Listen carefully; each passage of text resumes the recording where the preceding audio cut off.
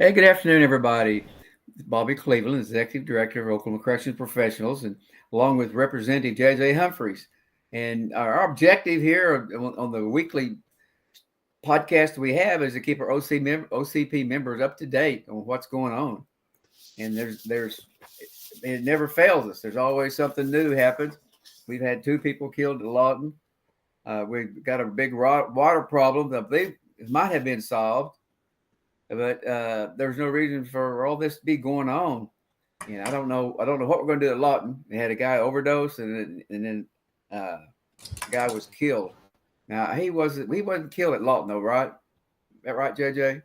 No, they had a guy overdosed, and it's my understanding. Now, I haven't gotten informed on how the guy died, but my understanding there was 2 died at Lawton, one overdose and one I don't know. Oh, that was the one they got into his cell and beat the crap out of him. Yeah, I don't know. I hadn't got a report on what happened right there. Bob, I will tell you, they're moving a lot of inmates around, and so they're kind of cleaning out Lawton. We've talked about that Jim Ferris is headed down there. I can almost guarantee you before very long, I figure Lawton will kind of level out. But Bob, it's just amazing that all this going on that you just mentioned, and we call it a slow. Me and you having a discussion and go, Yeah. well, it's a pretty slow week. 2 dead. Hinton. Now, my understanding, Hinton, they lost some keys. Some keys come up missing. Man, they were locking that entire place down. So a lot going on over there. But Bob, on this water deal, let's just take a minute and just have a discussion on that. Because my brain is just blown away. So first of all, we had 1.9 billion with a B, $1 billion to do infrastructure, and Hart claims to have all these political ties. Man, he is the man. He's the governor, and all these agency heads like him, and they hate JJ. I mean, he's went out publicly and pretty much said that. Yeah. And so here's the deal: he's got all these political ties. They've had this problem. Now, how many times have we got on here reported E. coli? The city's down with water. Dick Connors ain't got water. Now, here's about a week again. Now, I want you to imagine 1,200 men go into the bathroom and can't flush the commode for a week. Now, that's pretty ugly. I mean, that's a bad, and just get a visual on that, and that'd be all you need. Right. And I was told they're getting 2 bottles of water. Now, I was also told the temperature in there was hundreds and above. So, again, I don't know. I didn't go down there. This is what I'm being told, but I'm being told by many. I'm getting lots of calls. They got 2 bottles of water a day. 2 bottles, man. You know what I'm saying? And you're in that kind of heat. 2 bottles of water, can't flush your commode. You can't shave, can't shower, all of that kind of stuff. And now here's where I'm at, Bob. You had $1.9 billion. Where was Harp's great connections? And why wasn't he out there helping this city get some of that money? Because, we have a prison there. It should be infrastructure. What more important infrastructure should we have than that? Where's he at on this? My thing is, Bob, here's I work with all kinds of, we have cities that go down, their water goes down, and we'll have cities without water, schools, hospitals. This is a common thing during a natural disaster like a flood, tornado. Again, sometimes the water plant goes out, or sometimes we'll have E. coli or something that will shut this water down. Guess what? They have what they call water buffaloes. They have water buffaloes. And we go into those cities and we take those water buffaloes through emergency management, and we'll supply those cities with water until we get all that back on. Bob, why in the world is DOC not calling emergency management?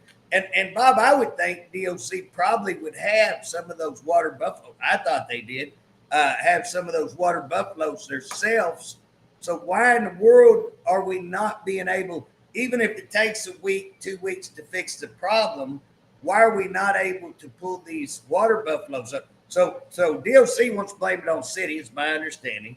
Fine, okay, that's city. But if your water is working, why can't we pull the water buffalo up, hook up to your system, easy as pie? We keep going. And I would think that the DLC would invest in some of those water buffaloes. I thought they already had. I thought they had them. But if they don't, I mean, how smart do you got to be? And even if you don't, why don't y'all call Humphrey? I know y'all hate my guts. Go on, call me, and I'll call emergency management, or call one of them great politicians, you know, that you're so friends with.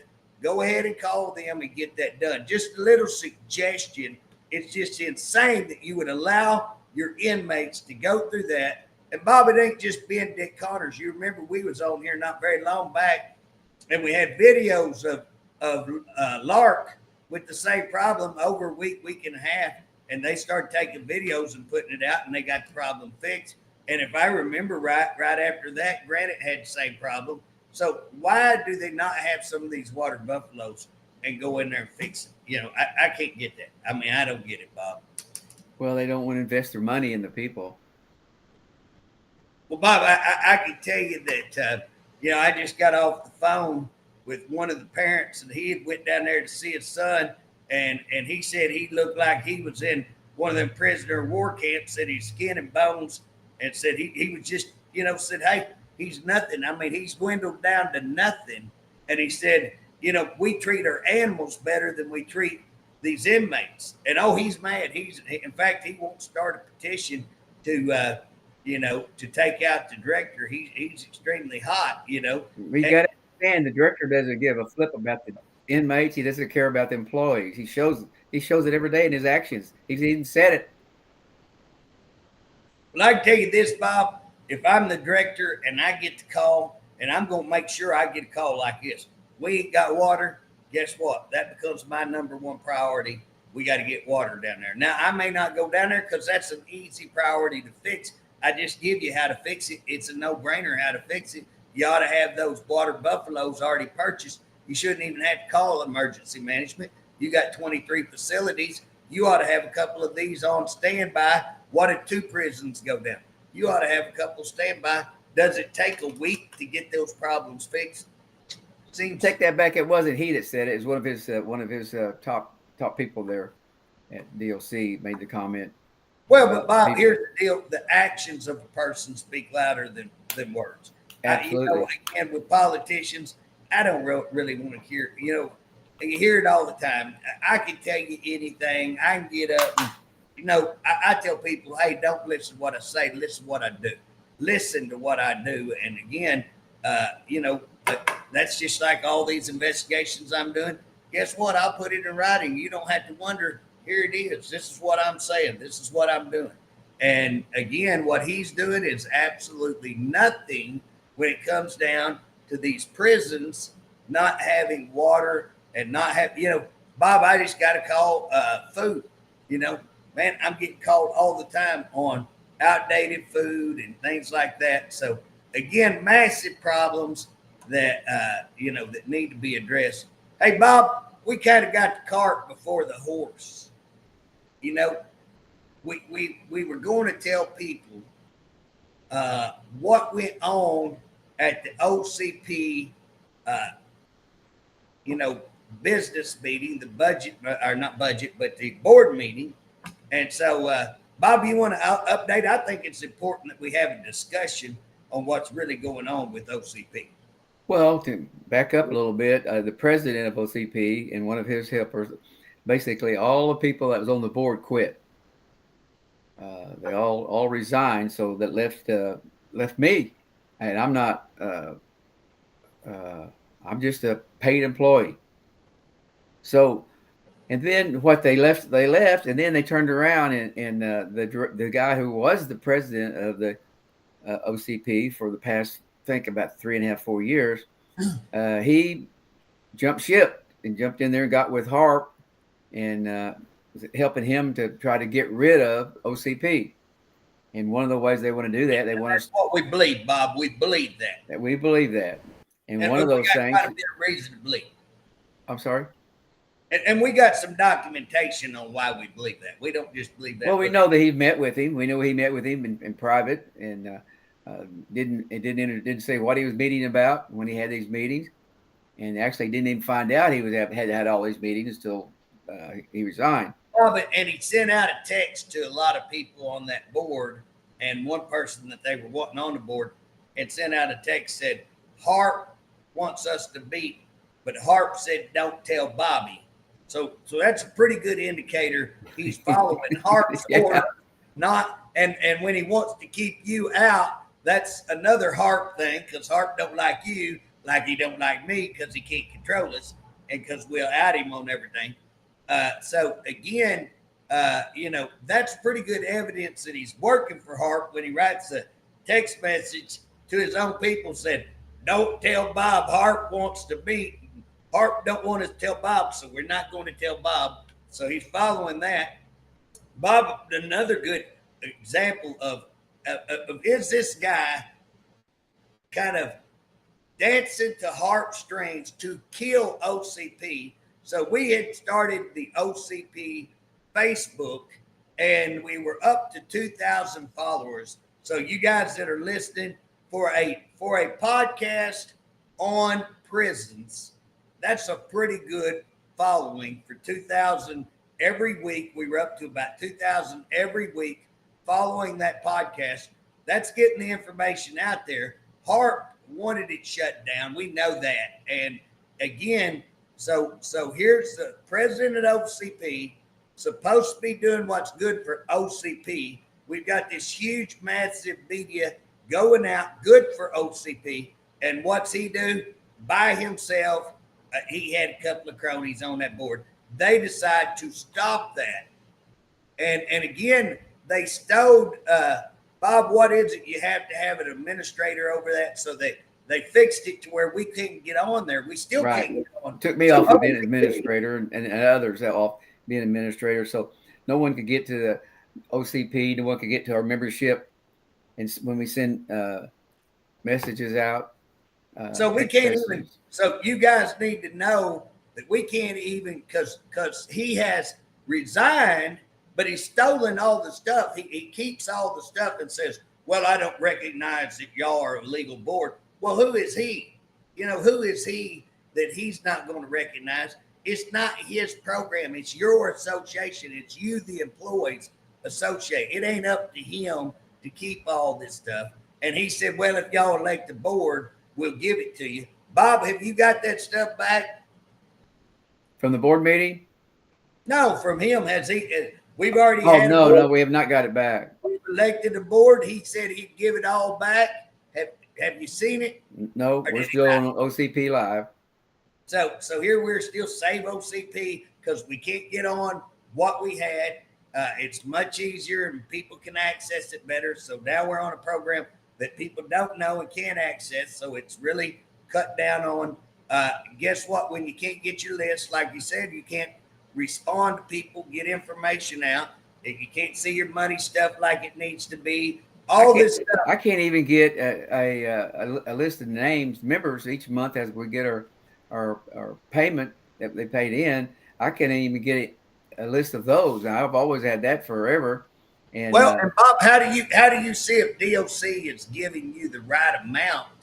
Because I know me and you, I personally had to contact DOC. I don't know how many times to say pay him for the amount you owe him and quit shorting him. So we went through that with them. I mean, how many times? And so here we have no way of knowing are they actually paying what they should. Well, you can't reconcile your records. Anybody that has a business knows that you want to know where this money is. You want to know that these people that they have joined are now being on the list, and I have no way of determining that. So here's the deal: I can't reconcile it. If O. Scott, the former president, wanted to resign, that's fine. He can resign. That's great. He did that. Super. But what right does he have to hijack all of this and take it with him? And what by law? He says, well, he quotes the law, but he can't quote the law. He'll quote you a statute that you can go look up that's 50 pages long, and he can't quote you the part in that statute that he's talking about. But at the end of the day, what would he care? he's trying to destroy this association. And why is he doing it? He wrote that text. Oh, we're following Harp's orders. We got that on text. We're following. He went down there and met with him. I've told multiple times. So he's meeting with Harp. We know that Harp is trying to break us by every time that we win a case, he appeals it. By the way, we just won another one, and they was told to put the girl back into her job. They took her, they from lieutenant, I think from lieutenant to sergeant, and they appealed it. Just like they've done everything else. I think people, I don't know that everybody understands what we're talking about when we say appeal it. So I want to break this down to you. OCP. So if you're listening or you know anybody employed, you can't wait till you get fired and then call OCP and want OCP to represent you. You got to join. And when you join, it takes about 90 days to kick in, Bob? How long? Right. About 90 days for your legal fund to kick in. And so, and we've had some people that were kind of on the edge of that we've tried to work with and everything else. But 90 days kick in, now you have a legal fund. When you have a discipline or you get fired, whatever, this legal fund will represent you if they can. Now, if you go out and intentionally commit a crime, you can't be represented. But if you're getting fired from some willy-nilly, thing that is not right, going to defend you, and if you're disciplined, going to defend you. And there's even times that I was in agreement with the department for why they discipline people, and we still work to try to save their job or to make sure they didn't get overly disciplined. Progressive discipline is what they're supposed to use. They rarely use that. But anyways, we defend them. Now, I'm going to tell you that the court system, because guess who designed this system? Bob, do you know who designed this new? Harp designed it when he was with Ole Miss. Harp designed the new system, and he designed it so that they could fire anybody they want, and nobody could say anything. So the system was actually built to make it to where you can't win. We are winning because what they didn't anticipate is that some actually good judges would come in there and actually do what's right and hold them to the fire a little bit. And so we're seeing good judges and we're winning. Bob, would you say 98%? Oh, yeah, at least. So winning about 98% of the cases. And when those judges, and sometimes the judge even writes in there like bold or capital, put this person back to work because DOC has refused to follow their orders. And DOC appeals all of these. Now, Bob, it's my understanding that DOC is not even using their own legal counsel. So the state of Oklahoma pays for DOC to have legal. That means they got their own lawyers. But instead of using their own lawyers, it's my understanding, and let me see if you've heard this, and Matt may have told us this, but they're going out and hiring a law firm, one of the most expensive law firms in the state, to represent them when they appeal these. Instead of hiring them back in their program like they in the court system they designed, they're going, nope, we want to appeal this. We want to go to district court. They're going over and hiring this massive, expensive. I would say, Bob, I wouldn't be surprised if they're $400 an hour. They'll be $300-400 an hour, I would expect. But Bob, they go over and hire them, this massive company. Why? Because you got one man, OCP lawyer, and he's going to fight this whole conglomerate of super powerful lawyers that are making all this money with all these investigators. And that's what, and they're going to overwhelm him. And again, then we have to pay all that. And at the end of the day, they're going to try to break the system using your tax dollars to waste all of this and just so that they can try to break up. Bob, is that the way you view it? I view it. Oh, yeah. That's what they're trying to do. And now it costs us 2 to 3 times per employee when they keep going, appeal, keep losing, appeal. And but, we've got somebody that really didn't care anything about the employees. That's why I say. That's why I say his things he does shows that he doesn't care about them. Some of those people been there 20 years, never had any discipline, and maybe longer than that. I don't Well, even know how. he's all dressed up and no show. You know what I'm saying? Here's the thing, Bob. He comes out and speaks like, "Oh, we want to be like the Highway Patrol. We want to be like the Highway Patrol." Hey, Director, a little secret. Let me just drop a big bomb on you right here. One of the things that make the Highway Patrol so great is they have an awesome, powerful association, an association that can stand up to their supervisors, that can stand up, that is heard in the legislators. I mean, their association is a very powerful association, and again, they work hand in hand with their director, and that director knows he's got to work hand. I've seen directors come in and get sideways with them, and they don't stay long. And so, again, if you want to be like OHP, then you ought to come to work and try to work with us to build the association like we have a vision to build this association to become like we are actually trying to do that. So we're trying to make you have a better place by having a strong association that has a voice in the legislators, has a voice that can't be silenced in this department. Now that's what I hope happens. But we are a little bit along because we did elect some officers, right, Bob? We did. We elected some officers, and the good thing about it, we also had calls about people wanting to know what they need to do. Well, that's what I'm excited. I actually had a call guy we spoke for. I hadn't spoken for him in years. I know him, know his whole family, like him really, really well. Good dude. And we had a great conversation for about 2 hours on what's going on in the department and with OCP and all of that. And, showing interest. And I really encourage, hey, get on here. Bob, I know a lot of people voiced to me the reason they won't get on the board is because they fear retaliation. Everybody that I talked to, we had some other people that wanted on there, and they just, hey, I'm afraid they'll come after me.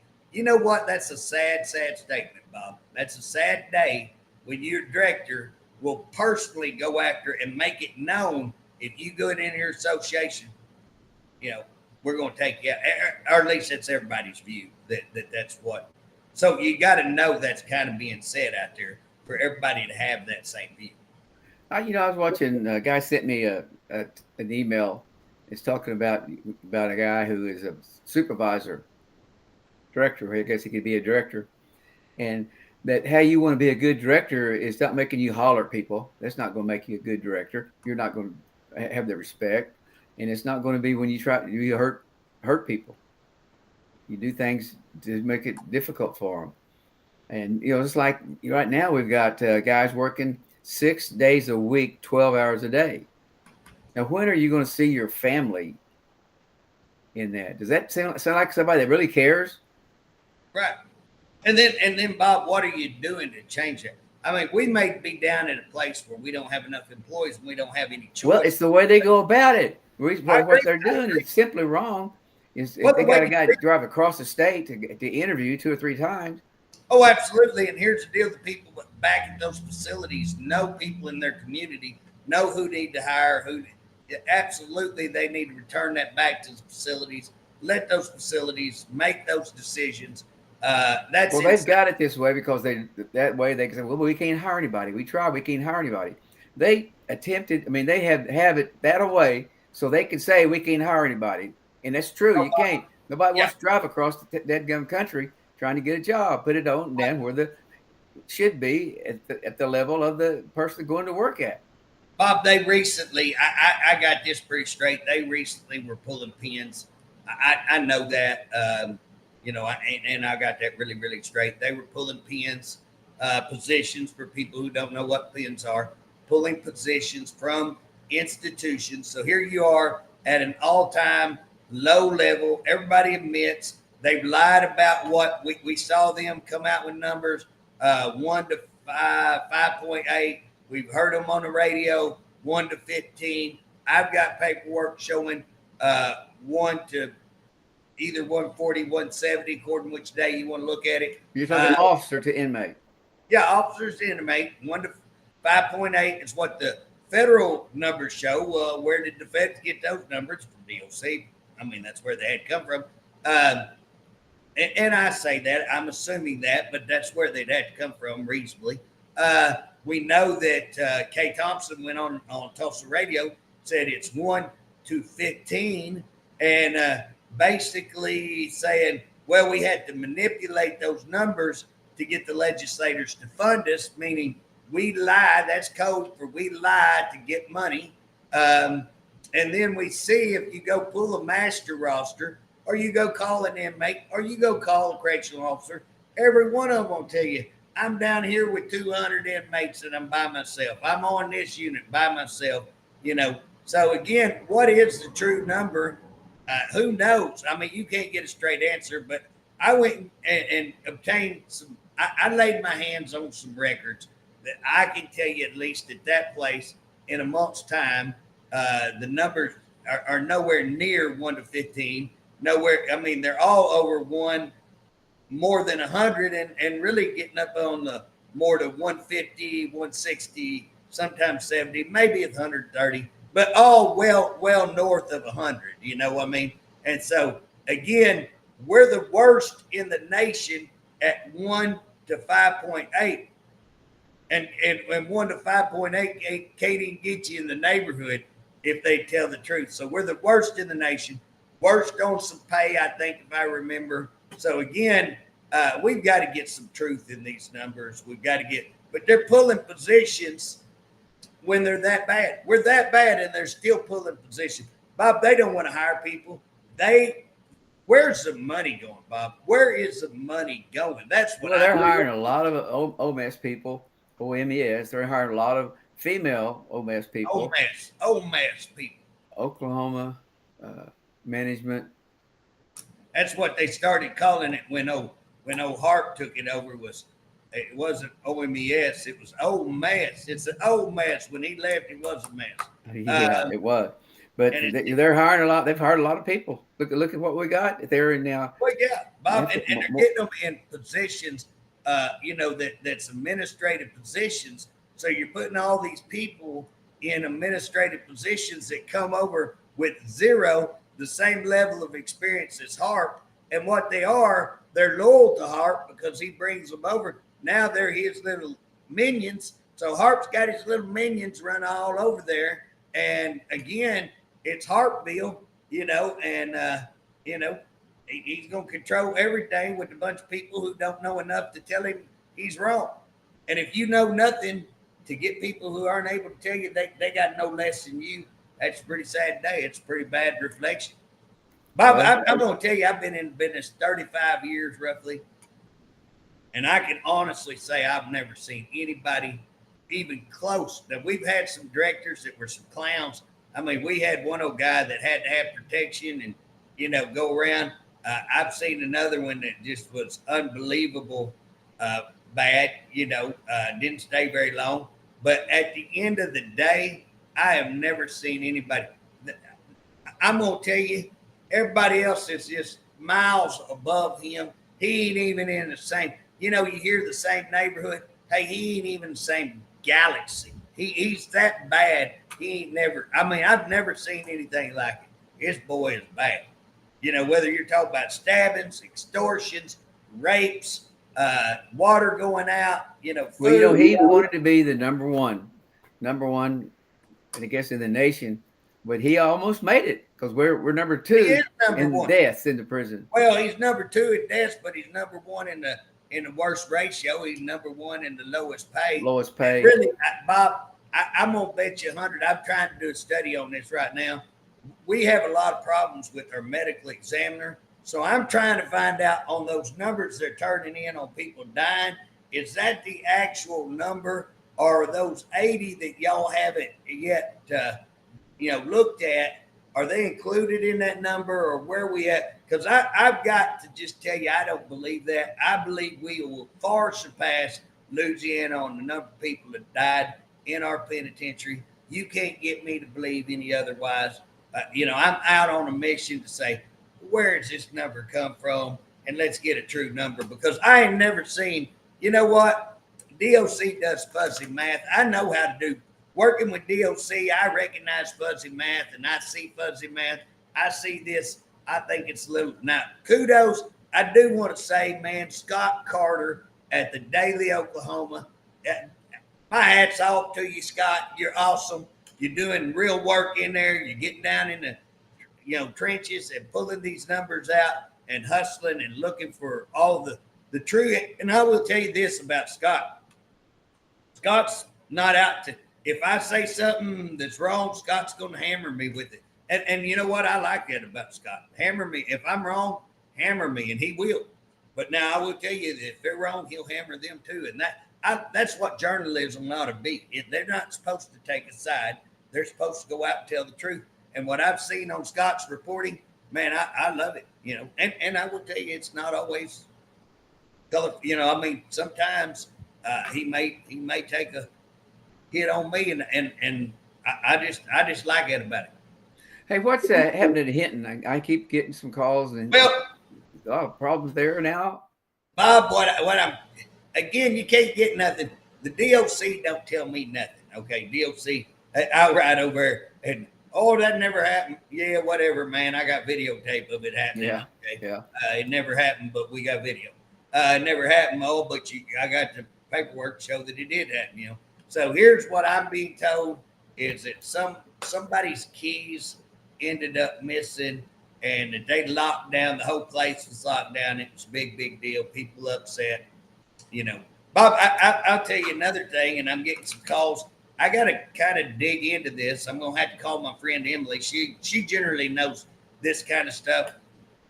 But they've got some kind of way they're changing on inmates getting clothes. And, they didn't get the word out. And a lot of these families sent in clothes is what I'm understanding. And, they may send a couple of $100 worth of clothes. Bob, it don't take a whole lot to get $100 worth of clothes. Right. A daggum shirt costs you $50, But anyways, they're sending in these clothes or shoes, stuff like that. And DOC's going, nope, we're going to give them and donate some, just donate them somewhere instead of sending them back. I don't know the whole scoop on that, but I know that's kind of causing a little disruption and causing a little problem. So again, it's something that DOC could easily take care of by working with others, treating people with respect. You don't do people like that. You treat them right. And you do a better job of getting that word out there and telling them, hey, on such and such date. And again, immediately send that back. And I might have a 30-day send back policy. And after that, then if you want to keep doing it, all right, you're a knucklehead. We'll take your stuff. Okay. I don't have a problem, but they need to do stuff right. Just like that, that they ought to do stuff. But the lockdown on the keys, that was a major thing from what I was getting called on, people complaining. But again, I don't know what the details. I do think they found the keys. And so, again, they're not having the problems. I will tell you, Bob, and we kind of alluded to this when we first started, but it just seems hilarious to me that when you have 2 deaths, lockdown, water issues like we're talking about, these kind of issues that we have to have a conversation. I mean, earlier in the week, we're having a conversation. Man, it's been the slowest week in a long time. There's not much going on. It's been a slow week. And for that to be a slow week, it's just incredible. I mean, it's just incredible to me that we can come on here and have a conversation that it is a slow week when we've had all of that going on. But we're having problems like OSR. You don't never hear about them having problems, but they've got problems over there because they transferred some of those bad guys into the prison where there's no problem. Well, Bob, they're going to have to get those people out of Lawton if they're going to get control over Lawton. The thing that really shocks me, and they're moving those around and they're spreading them around. Crabtree had a problem last week. OSR had some, if I'm not mistaken. And we're hearing that's going to go on. But you know what is just shocking? What is shocking to me is that the one that I've had just about the most consistent. You can always almost depend on Alan Gamble to have a killing or a stabbing or many. What do they call that? They don't call it a riot anymore. They call it a group disturbance. So let's make sure I'm getting educated. Okay, she's educating me on the dialogue for the prison dialogue. So she's educating me. No longer now. You Google it, and Google agrees with me. But since I'm going to defer to Kay's knowledge of the penitentiary, I will call it a group disturbance. So generally, you can depend on a good group disturbance, either at Hinton or Alan Gamble. And again, we hadn't had a good group disturbance, according to Kay, a little disturbance. So it's just been a shock as to what's going on. Well, when they go and put the inmates in charge, that didn't help them. That's another thing they did. Well, Bob, they put them in charge, and that's what I'm saying. I don't know anything that they've done. I'm very interested to see if this is the inmates laying down, or if they had some policy change, or what. Because it's been my experience, things don't just, Bob, what been my experience, that things escalate. And you hear me saying that word all the time. They escalate. And things were escalating. And it's been my experience, things don't just stop escalating unless you make a major change. And I don't know what the major change. Are they loading up people and moving them? Are they keeping them in transport? There's some things I could speculate on and say this is one way they might do it. Because are they punishing them when they do something wrong? That's something that hasn't happened. Well, Bob, I've got ideas how I would take care of the issue, and I talk to other people who tend to agree with me, that people who strongly know corrections, and they have more knowledge than me. I've got a lot of probation experience. I was on CERT team. We went into prisons all the time. I worked for corrections, in the prisons for a couple of years. I worked for them for 20 years, so I got a little experience. But here's the deal: there's a lot of people that have a lot more experience on prisons than me, and we communicate. How would you handle this? How would you handle this? Are they doing this right? What, and everybody agrees not handling it correctly. But for me, what is different that in these last 2 weeks, we still have some people dying. We still have major problems with water. We still have major problems with food. We still don't have people hired. We're still working 12 hours. Oh, we got lots to talk about. We don't lack to talk. But what is the difference? And why are these inmates laying down? Are you locking them down all the time? Have you given them? Is there something that they're getting that maybe keeps them a little calmer? What is going on? Are you moving them and keeping them in transport? Because here's the deal. I suspect that's what they're doing. But, Bob, that only works for a little bit. You can only shuffle the deck so long, and then you got to play cards. You know what I'm saying? So, well, it looks like one of their deals, the deputy warden at one of the facility was, I hear, they was bringing in drugs. Now, I don't know whether she was or not, but that was the rumor that's going around. But she got fired, and this was one of their fair-haired people. This is one of the special people that she has. And I know her. I like her. She's very nice. But if she's doing something on drugs, that's not right. That's deserves to be terminated. But how long has this been going on? Well, Bob, and the other thing is that the person that they caught in the house. So we're talking about the situation at Lark, where a person was fired, from what we heard, and we're not getting any information from the DOC. So this is all speculation on what we've been told, and so we're repeating what we've been told. So we were told that this person was fired, and again, let me stop right there. The person telling me was in a position that they would have known. Okay, so the person was fired for bringing in contraband and having improper relations. Now I want to stop right there. one of the things that I've done an investigation on and have called them out on is when these officers are having what we call improper relations. That generally means they're having sex with an inmate. And so again, instead of taking real action on this person for bringing in contraband, for having improper, they let the person leave. They fire the person, or the person resigns. So again, what happens there is they can go to work at any other facility, and that's problematic. You shouldn't be allowing these people to go back in. So anyway, she leaves, apparently doing drugs, comes back on the institution and is residing with this top management level person. Now, again, Bob, those people are not supposed to even be on the yard. And it's just mind-boggling. How does this person who was fired for all of this even get on the yard, much less live on the property? I mean, they're staying at the deputy warden's state house, and they're doing dope in there, and she ODs. I mean, my gosh, is that not insane? And Bob, the other day, I was trying to think. I get a call. I can't even think what prison it was, but a person had showed up there, and they had suspected this person of having something in their vehicle. I think something. And so I got the call while all this going on. Do they have the right to search your vehicle?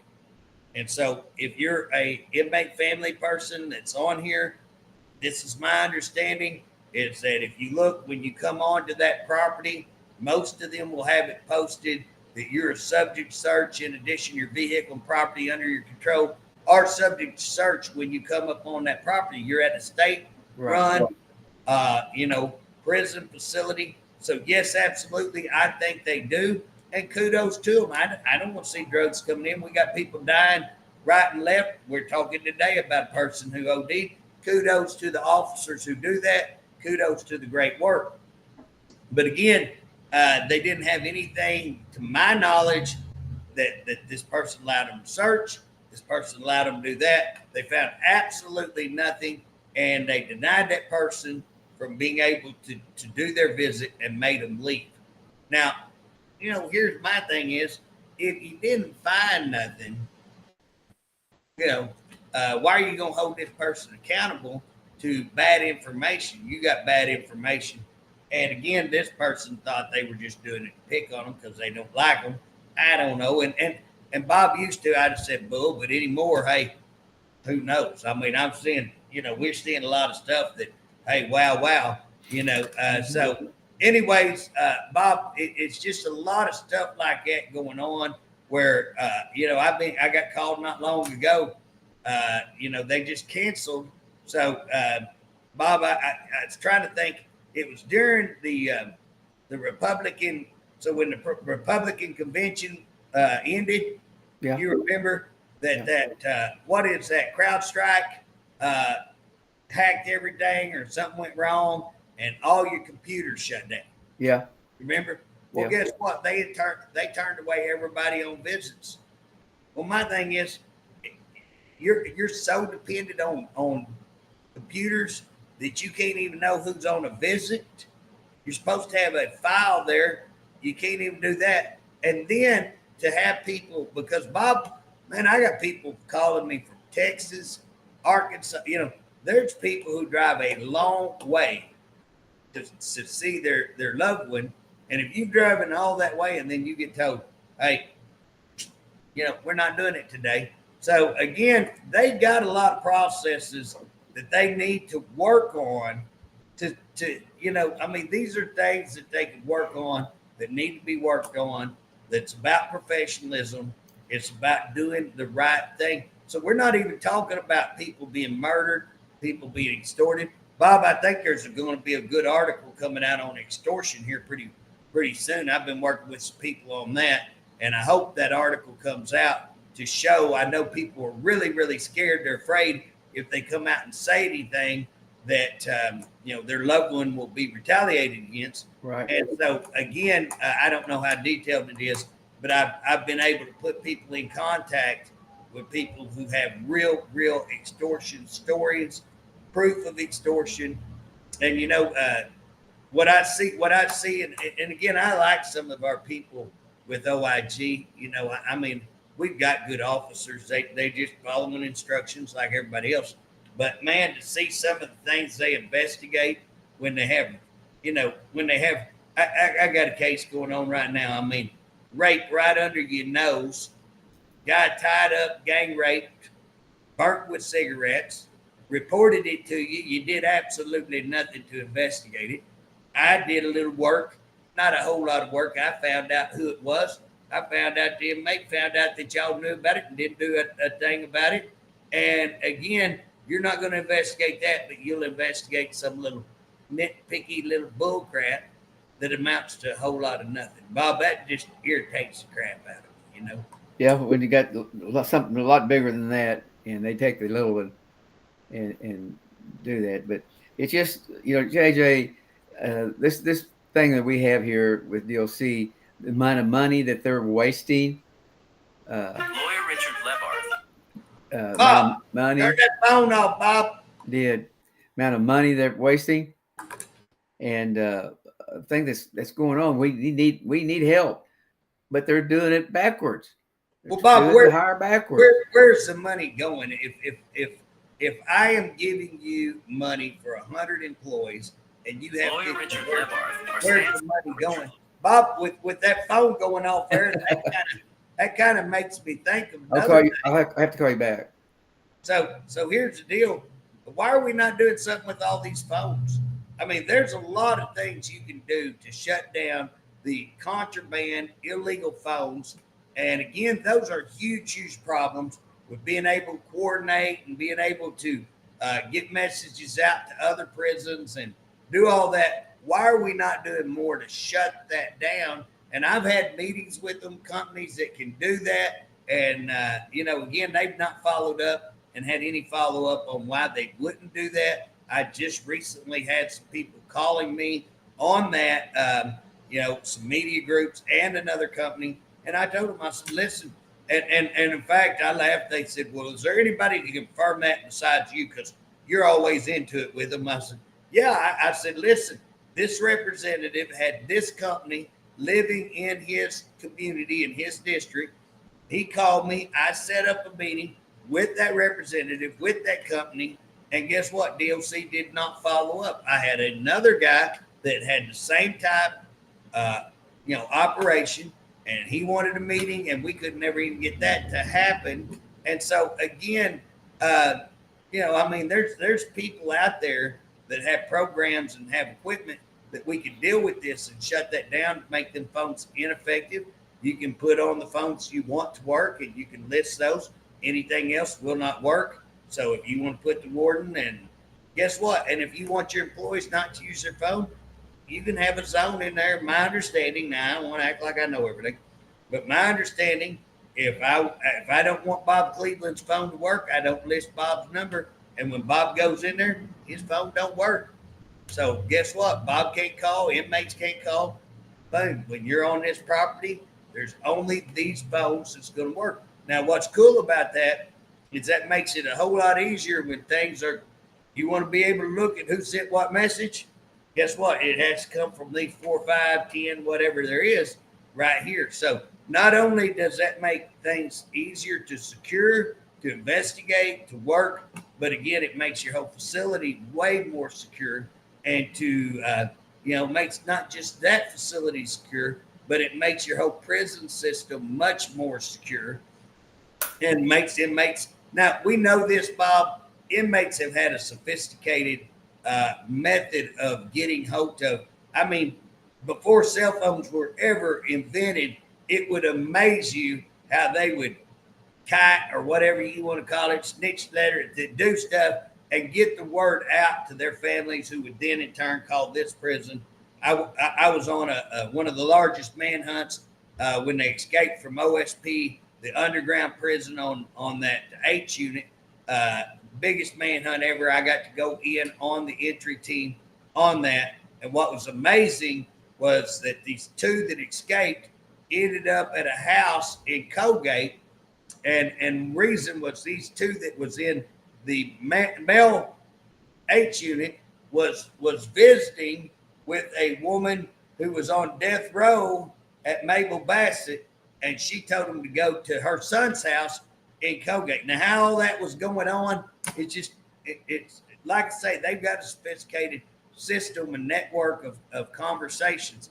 And so if you do this, what I'm talking about, you damper that. You're not going to stop it, but you can control it much better. But again, they don't seem to want to have these kind of, getting a water buffalo seems beyond the conversations that we possibly can have.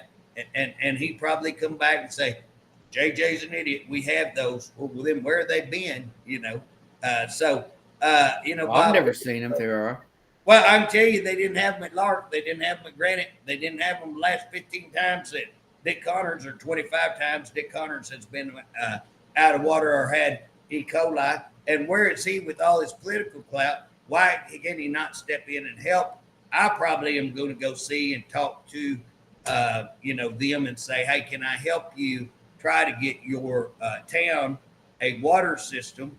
Because guess what? It's not, I represent the district, but I'm the correctional chairman.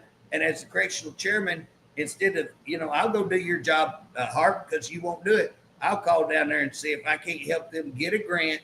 You ought to have been able to step in during ARPA money. And I know you knew about it because that's what you were trying to access on the rodeo grounds. So instead of, and this is a conversation we have, I want the rodeo. I support the rodeo. I'm one of the first ones. In fact, I will claim, and other people deny it, but I guarantee you I'm the one who started that conversation. Me and Jim Ferris was, and Jim done a heckle. I won't take anything away from Jim, but I'll guarantee if Jim will tell the truth, it was me and him started that conversation. I had a group down there touring. That's where it started. We were like, we're going to get the governor on this. And that's what started it. And so, again, I know Harp knew about this money, this ARPA money. And why are you not trying to get some of that money? Why did you not try to get that to help this community to have a system, a water system that would not only help that community, but would supply your prison, and we wouldn't have this problem. So again, you're not using your political position. You're not acting as director. You're just letting it all go. And that's because, and if you want to know why, Bob, my opinion, that's because he's somewhere else every week except for Oklahoma. What I'm told, and again, I don't know this for certain, but what I'm told, he's a jet set. He's off trying to make his name all over. And again, if people check, worst numbers, worst one ever. Yeah. Well, JJ, we've gone through an hour already, so I appreciate you taking the time to be with us today. Well, Bob, it was a slow hour. It's a slow week. Well, you're a popular man today. Yeah. See, I turned mine off. That's what I should have done. Here. But appreciate you, JJ. Hey, I appreciate you, Bob. I'll be up on Tuesday to see you. Okay. All right. Catch you later. See you later. Thank you. Y'all have a blessed day.